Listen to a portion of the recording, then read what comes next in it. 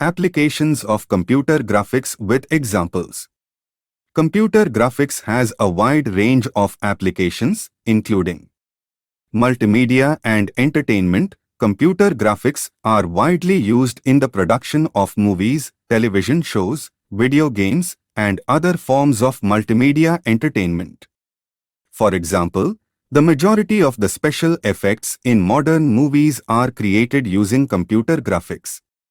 Advertising and marketing. Computer graphics are frequently used to create eye-catching advertisements, product visualizations, and other marketing materials. For example, product packaging design and 3D product visualization can be done using computer graphics.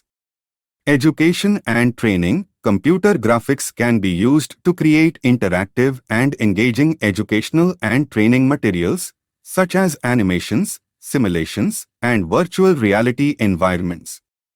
Architecture and interior design. Computer graphics can be used to create 3D models of buildings and interiors, allowing architects and designers to visualize and communicate their ideas to clients.